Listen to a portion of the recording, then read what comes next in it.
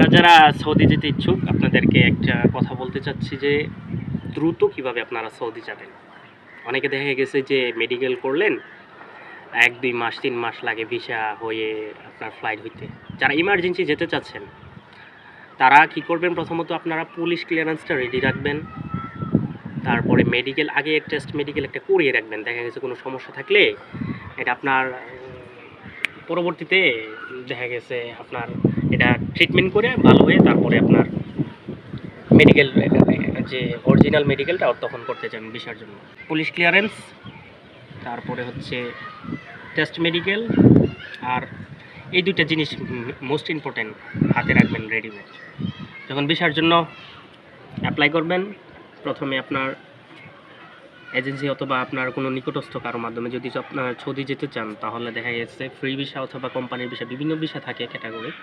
আপনারা যেই বিষয়ে যাচ্ছেন না যেতে চাচ্ছেন আগে বুঝে শুনে যাবেন। দেখা গেছে সৌদি আরব কিন্তু গেলেই কাজ পাওয়া যায় এরকম কোনো কিছু না। সৌদি আরব কিন্তু অনেক মানুষ অনেক কষ্টে আছে, কাজ পাচ্ছে না, থাকার জায়গা পাচ্ছে না। অনেকে বলতেছে যে কাজ দেবে, তুমি টাকা দাও, 4 লাখ 5 লাখ 5.5 লাখ, যে যত পারে তত নিতেছে। যে কাজের আগে ইনশিওর হবেন যে যে সঠিক লোক কিনা বা কাজ 100% দিবে কিনা, যেন পরবর্তীতে ওইরকম মানে বিপদে না পড়তে পারেন। আর আপনার 100% শিওর হবেন কিভাবে যে আসলে এটা কোম্পানির ভিসা। কোম্পানির ভিসা চেনার একটাই উপায়, আপনি যখন ডেলিগেটারে ইন্টারভিউ দিয়ে যাবেন ওটা হচ্ছে 100% কোম্পানির ভিসা। আর বাদবাকি যারা বলে যে না তোমার এই কোম্পানি থেকে ভিসা দিচ্ছি, এই কোম্পানিতে যাবা, এজেন্সি অথবা দালাল যেই ব্রোকার যেই মাধ্যমে যান না কেন ওটা বিশ্বাস করবেন না কখনো। 100% ভিসার গ্যারান্টি একমাত্র ডেলিগেটার ইন্টারভিউ। এটা হচ্ছে একটা পয়েন্ট আপনারা মনে রাখবেন।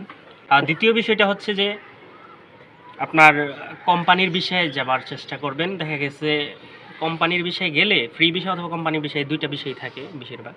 আর আমিন মঞ্জিল যেটা হাউস বাসা বাড়ি আর ড্রাইভিং। তবে কোম্পানির বিষয় অথবা ড্রাইভিং আর আমিল মঞ্জিল যেটা হচ্ছে আপনার হাউস কি বাসা বাড়ির কাজ, এই বিষয়গুলিতে আপনারা গেলে দেখা গেছে ভালো একটা কিছু করতে পারবেন, বিপদে তেমন একটা পড়বেন না। আর ফ্রি ভিসায় যারা যেতে চান ওটা আপনারা মানে বিপদে পড়তে পারেন। দেখা গেছে 100% শিওর থাকে না। অনেকেই বলে যে কোম্পানির ভিসা দেবো, তুমি আসো, এত টাকা দাও, মেডিকেল করো, সমস্যা নেই। তো দেখা গেছে 100% শিওর হয় না যে এটা ফ্রি ভিসা, সে কোম্পানির ভিসা দেবে না, সে ফ্রি ভিসায় নেবে আপনারা নিয়ে তারপরে যে জায়গায় পারে ওইখানে মানে কাফেলা করে দেওয়ার চেষ্টা করবে। যদি ভালো কপালে থাকে তাইলে ভালো কাজ পাবেন, আর 100% কথা কাজে মিল থাকে না। সেজন্য বলছি আপনারা যারা যাচ্ছেন যে ডেলিগেটের ইন্টারভিউ দিয়ে তারপরে যাবেন, যে বিষয়ে যান না কেন। তখন বিষয়টা আপনি 100% শিওর হবেন যে না এটা হচ্ছে আপনার কোম্পানির বিষয়। কোম্পানির বিষয়ে গেলে থাকা আর একটা নিশ্চয়তা থাকে, কাজের নিশ্চয়তা থাকে, ওভারটাইম থাকুক আর না থাকুক। আর বেতনটা মাস শেষে আপনার পকেটে থাকবে, আপনার ব্যাঙ্ক অ্যাকাউন্টে আপনার থেকে ঢুকিয়ে দেবে। দেখা গেছে আপনার আর চাইতে হবে না কারো কাছে কোম্পানির বিষয় যেটা। আর দ্রুত যাবেন, এটাই আপনাদের বলতে বাকি ছিল যে দ্রুত কিভাবে যাবেন। পুলিশ ক্লিয়ারেন্স আর টেস্ট মেডিকেল আগেই করে রাখবেন ভিসা অ্যাপ্লাইয়ের আগেই। তখন এগুলো রেডি থাকলে আপনি যখন মেডিকেল করবেন, মেডিকেল ফিট আসলে তখন আপনার পুলিশ ক্লিয়ারেন্স রেডি থাকলে, মেডিকেল ফিট থাকলে তো আপনি বাংলাদেশে আছে আপনার সৌদি এম্বাসি আছে বর্তমানে, আগে তো ছিল সৌদি আরব ফিঙ্গার, এখন বাংলাদেশে চলে আসছে যমুনা ফিউচার পার্কে। ওখানে যাবেন, ফিঙ্গার দিবেন, মেডিকেল ফিট হওয়ার পরে ফিঙ্গার দিবেন। আর পুলিশ ক্লিয়ারেন্স রেডি থাকলে এজেন্সি আপনাকে দ্রুত আপনার ভিসাটা আপনার হাতে হ্যান্ড ওভার করবে।